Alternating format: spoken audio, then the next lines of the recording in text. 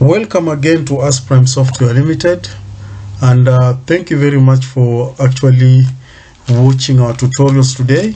And Us Prime is the only software developing company in Kenya. We are based in Nairobi and we are located in Westlands, that is Lower Kabete Road at the Spring Valley Business Park. We are just opposite to Spring Valley Police Station, and we are at the block A, that is first floor. So today I want to take you through the accounting module and specifically show you how you can do a credit note within the accounting module. And please, if you need to know more, there are other also tutorials. You can be able to check other tutorials so that you can know more of other things you can do within this accounting module.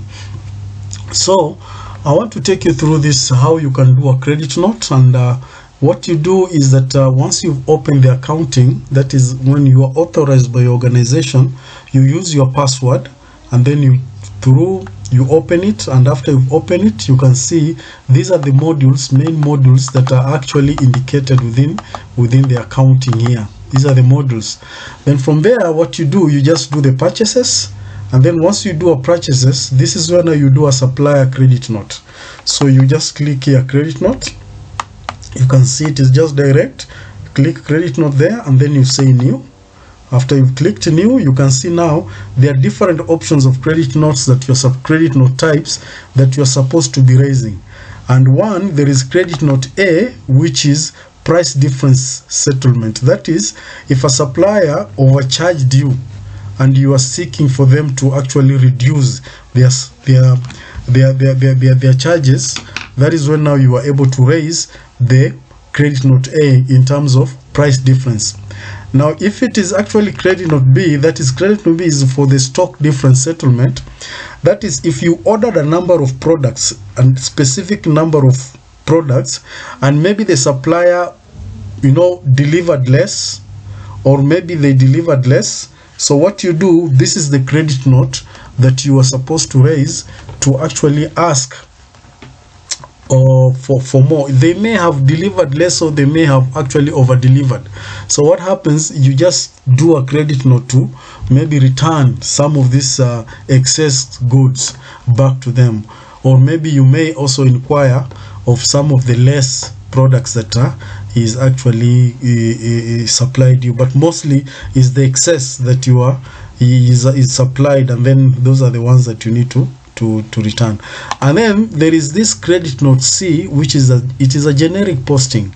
Now the credit note C is a generic posting in a sense that now you look at these two credit notes. These are purchases credit note. They are purchasing credit notes. Yeah, that's why when I click here, you find that the purchases is still active. It is an option that ensures posting goes to the correct normal account. So these two are actually purchasing credit notes. They deal with mostly purchases.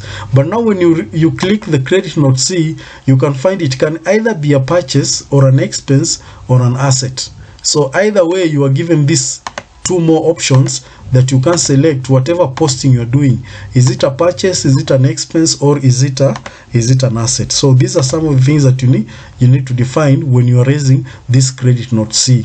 But mostly it is a posting. When you want to post something, it can either be a purchase, it can either be an expense, or it can either be an asset. Okay, so I will deal with credit note B, that is the stock difference, which most clients that we deal with are actually operating on in terms of retailers and wholesalers. Mostly they use credit note B. So here you just say okay here after you've selected which type of credit note, and then you just say okay here, and then supplier credit note. Then here you can say details. Maybe you can say, I can write here return to supplier, and then of course here you can indicate the invoice number of that supplier. Okay, and then you can say short received. You can define this credit note. See a credit note subtype. You can define it is a return to supplier, or return to supplier because of expiry, or you can say return to expire because they are damaged, when they brought these goods to you, they were damaged, you can return to supplier because you need some replacement of those items. And then, or maybe remuneration, those are some of the things. Or short received, okay, the supplier has supplied less than what you had actually ordered, or maybe they've supplied excess, return to supplier because of excess. So if it is excess, then you indicate there. If it is short, you can indicate there. And then from there, what happens, you just indicate what? You indicate the product that you are trying that is actually received shortly, or maybe you are trying to raise a credit note on. So this one, maybe I can say, let's say it is this product here. Okay, so I'm returning this product. So you can see here it is showing me how much quantity. I can say maybe 20 cartons.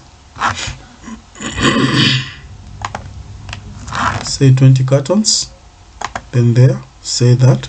Now if it is another one, you can see, I can say maybe this product here, I can say also 10 bucks.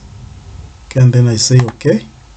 Okay, now just like I said in another video, that there are some instances whereby you will not find this lane here for searching. You know, this lane, when you're clicking it, it gives you searching. So there are some instances you may not see it, but if you can't see it, that one should not be a worry. You can simply just press F1. Okay, you just press F1 like that.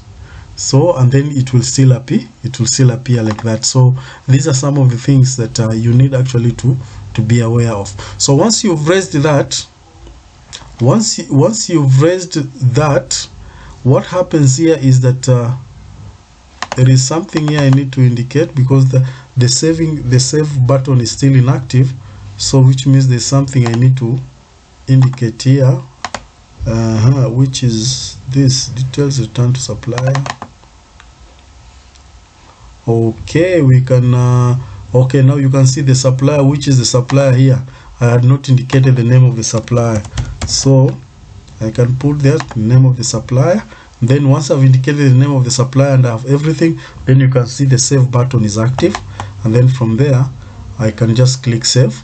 So once you've clicked saved, definitely the credit note will print automatically, and most of the time it prints 2 copies or 3 copies depending on how you've set it. It will print an original copy, the file copy, and the customer copy. Okay, but now some clients will just want them to print only 2 copies because of the economy of the papers, so it can only print the original copy and the customer copy. So that is how it does. And then here you can also view it.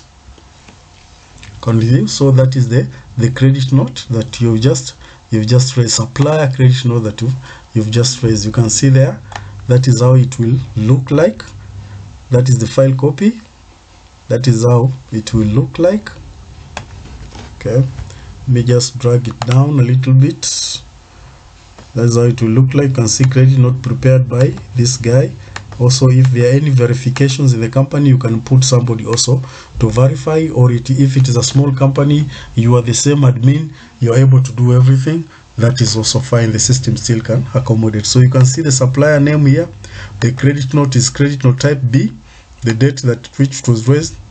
Then this is a supplier credit note number, and then this, the currency, the supplier is being paid in Kenya shillings at an exchange rate of 1 bob. That is Kenya shillings and all that stuff. So that is how you can actually raise a credit note of a supplier credit note.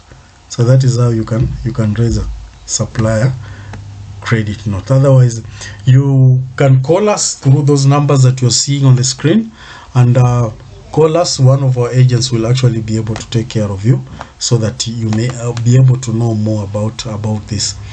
Okay, thank you. Otherwise, thank you very much, and please make sure you see us on another video over the same. Thank you very much.